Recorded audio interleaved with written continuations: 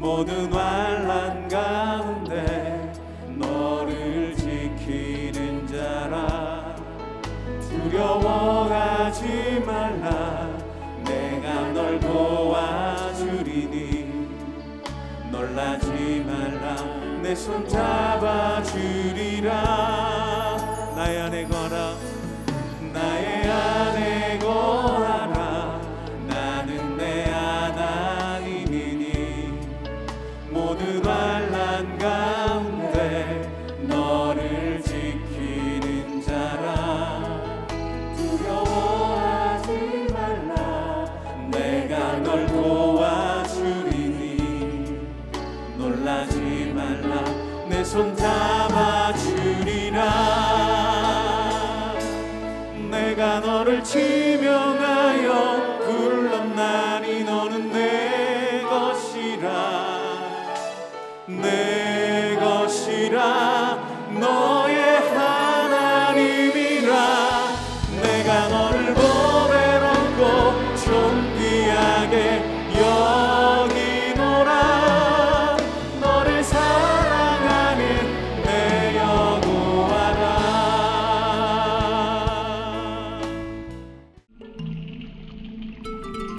베냐민 지파의 기스라 이름하는 유력한 사람이 있으니 그는 아비엘의 아들이요 스롤의 손자요 베고랏의 증손이요 아비아의 현손이며 베냐민 사람이더라.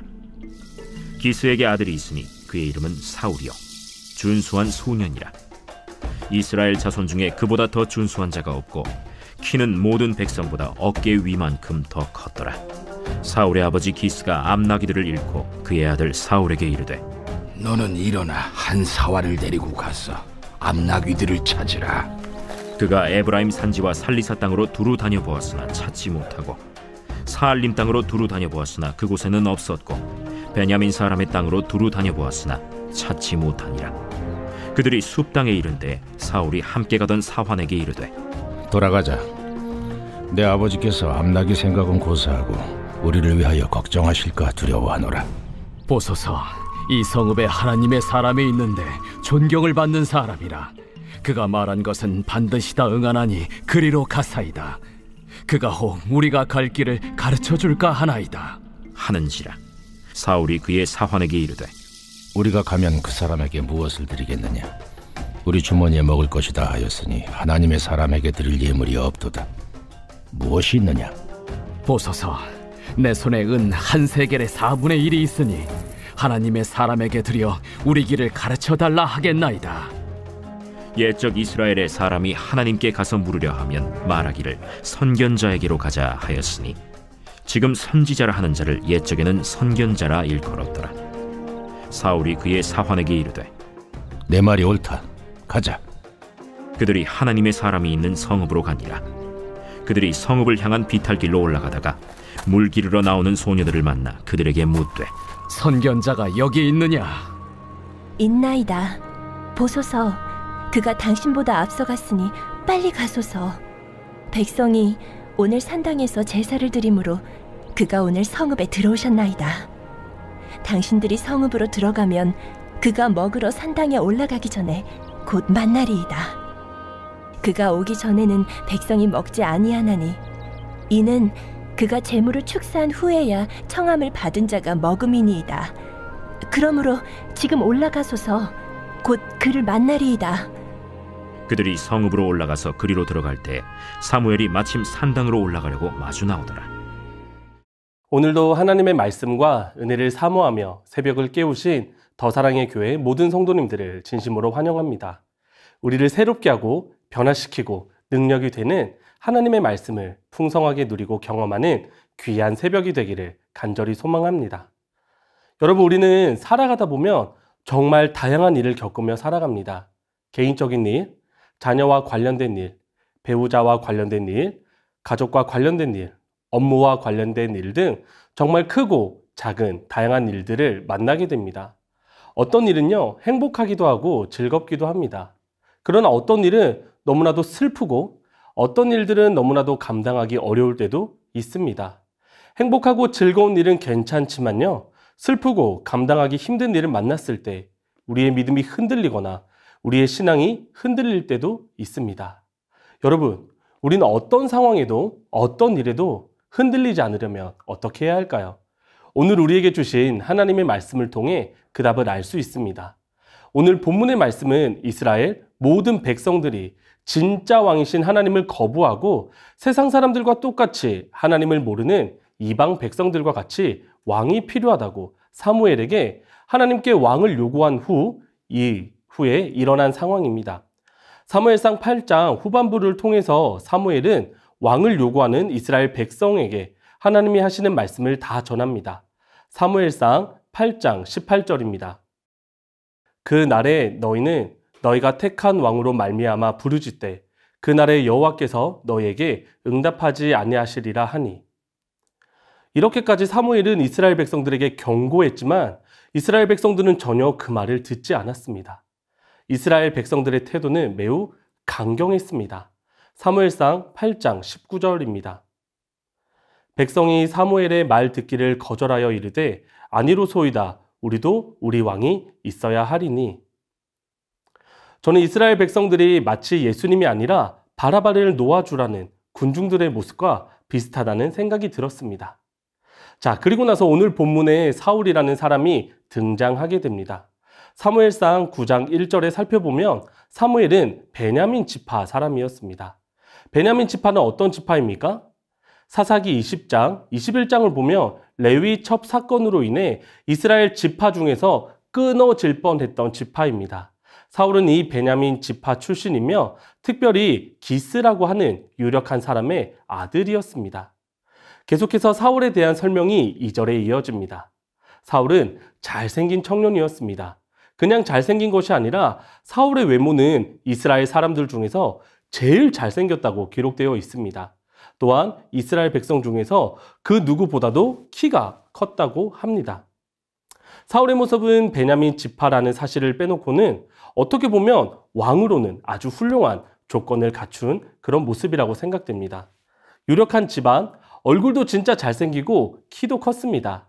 아마도 이스라엘 백성들이 원하고 바라던 왕의 모습이었을 것이다라고 생각됩니다. 그렇다면 사울은 어떤 사람이었을까요? 사울의 아버지 기스가 암 나귀들을 잃어버리는 사건을 통해 그의 성품을 살펴볼 수 있습니다. 사울의 아버지 기스가 암 나귀들을 잃어버리자 사울과 한 종을 보내서 암 나귀들을 찾게 합니다.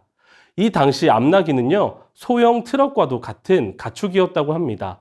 운송, 운반, 농업에 이용했던 나귀는 집안의 필수품이었다고 합니다. 가난한 집안에도 최소한 나귀 한 마리는 있었다고 합니다. 그래서 사울의 아버지는 사울에게 이 암나귀를 찾게 한 것 같습니다. 자, 여기서 사울의 모습은 어떻습니까? 사울은 그냥 대충 찾지 않습니다.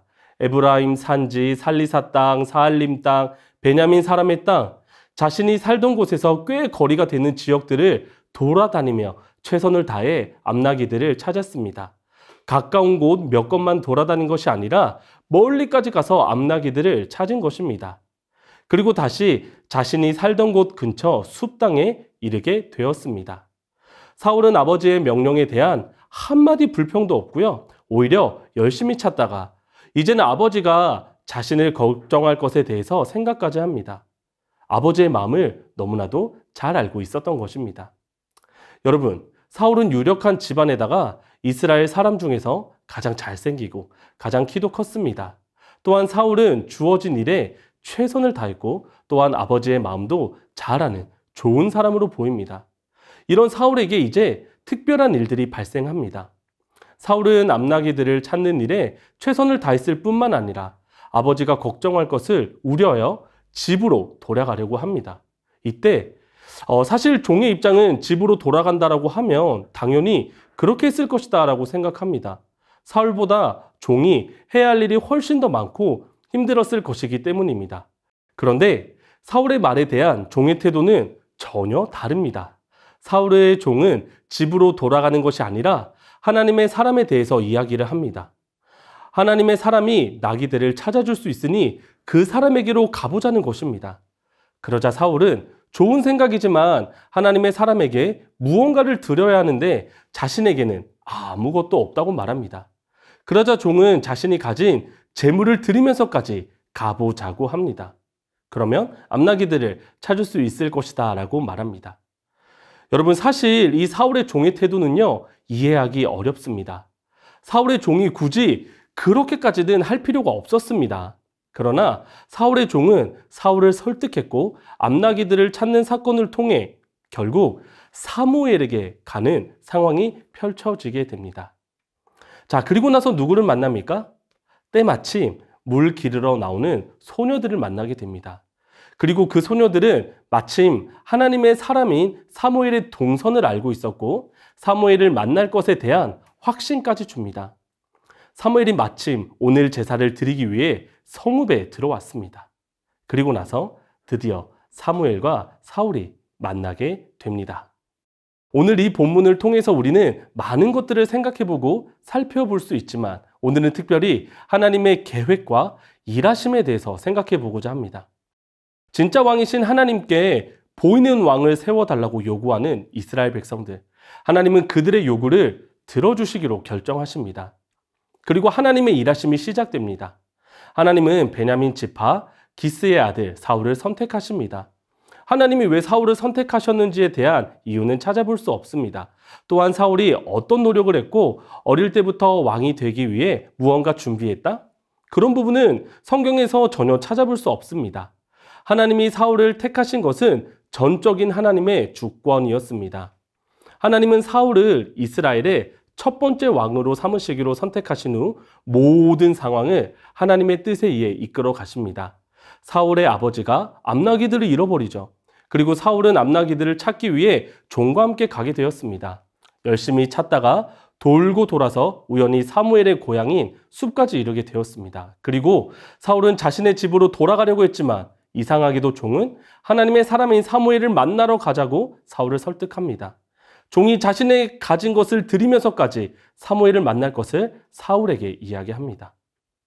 그리고 사울도 종의 말을 듣고 사무엘을 만나러 갑니다.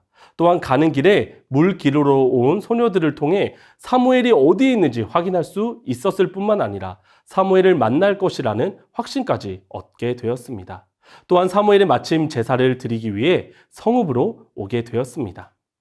여러분, 이 모든 것이 우연일까요? 이 모든 것이 그냥 일어난 일일까요? 그렇지 않습니다.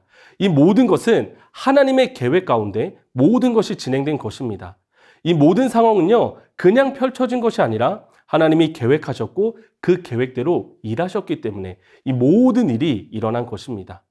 하나님은 사울을 선택하셨고 사무엘을 통해 사울에게 기름을 부어서 왕으로 세우려고 하신 것입니다. 그래서 이 모든 일이 일어난 것입니다. 여러분, 성경에는 하나님이 이렇게 일하신 방식이 수도 없이 기록되어 있습니다. 성경의 모든 부분이 하나님의 계획으로 일어난 일이고 기록된 것입니다.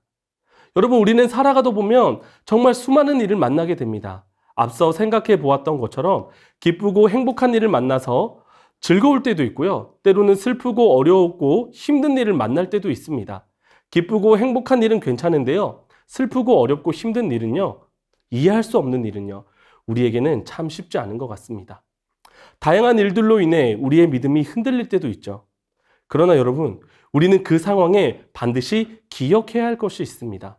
여러분, 하나님은요, 항상 하나님의 계획이 있으십니다. 그리고 그 계획대로 하나님은 일하십니다.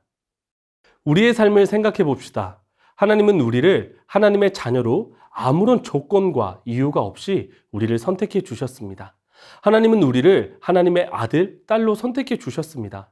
참으로 놀라운 은혜입니다.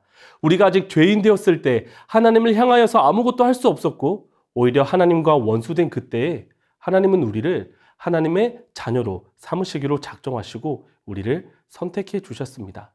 모든 것이 다 하나님의 계획이고 그 계획대로 일하심의 결과입니다.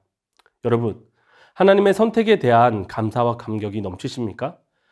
여러분의 마음과 생각 가운데 하나님의 자녀됨에 감사와 감격이 넘치시나요? 우리에게 하나님의 선택에 대한 감사와 감격이 다시 새롭게 되는 은혜가 있기를 간절히 소망합니다.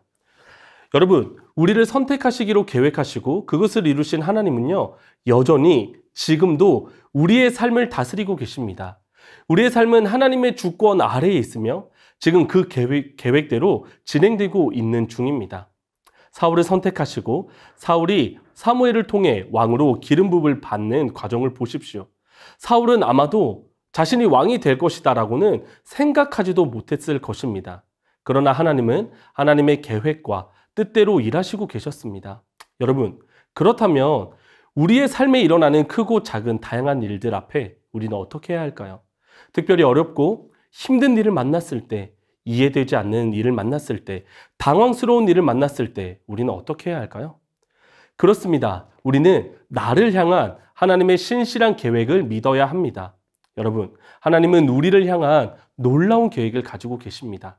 그리고 하나님은요, 우리를 향한 놀라운 계획을 지금도 이루어가고 계십니다. 우리에게 이러한 믿음이 있다면 우리는 어떤 상황과 환경을 만나더라도 흔들리지 않을 수 있습니다. 넘어지지 않을 수 있습니다. 오히려 인내하고 하나님의 때를 기다리고 하나님 앞에 겸손할 수 있습니다. 이렇게 말하는 것은요, 너무나도 쉽습니다. 하지만 진짜 그 상황을 만났을 때 이것을 기억하고 믿음으로 반응하는 것은 쉬운 일이 아닙니다. 그래서 우리는 항상 기도해야 합니다. 우리가 어렵고 힘든 일을 만났을 때 흔들리지 않고 굳건한 믿음과 담대함을 가질 수 있도록 기도해야 합니다. 또한 가족들을 위해서도 주변의 사람들을 위해서도 기도해 주어야 합니다. 이런 상황에도 흔들리지 않는 하나님을 향한 믿음을 가질 수 있도록 말입니다. 그리고 혹시 고난 중에 어려움 중에 계신 분이 계시다면 너무나도 힘들고 어렵겠지만 기도하십시오. 우리에게는 이 방법 말고 다른 방법은 없습니다. 기도할 때 나를 향한 하나님의 계획을 알게 되고 굳건한 믿음으로 일어설 수 있을 것입니다. 오늘 이 말씀을 기억하며 기도 제목을 읽고 함께 기도하도록 하겠습니다. 아무런 조건과 이유 없이 나를 선택해 주시고 자녀 삼아 주신 하나님의 크신 은혜에 감사하고 감격하게 하소서. 어떤 상황에도 나를 향한 신실한 하나님의 계획이 있음을 잊지 않는 굳건한 믿음을 주소서. 어떤 상황에도 하나님의 주권을 기억하고 인정하며 하나님이 허락하신 모든 상황에 감사하고 믿음으로 받아들일 수 있는 은혜를 주소서. 푸른 초장에 누이시며 나를 시원한 물가로 오 주께서 인도하네. 내가 음침한 골짜기라도 두려워하지 않음은 주께서 나와 함께 하시며 나를 안위해 주시네. 오 주께서 인도하네. 그 손길로 인도하네. 따스한 손길로 인도해. 언제든지 어디서나 변치 않고 사랑해. 그 손길로 인도하네. 따스한 손길로 인도해. 두려움 없고 실패 없네. 주의 사랑 나의 사랑.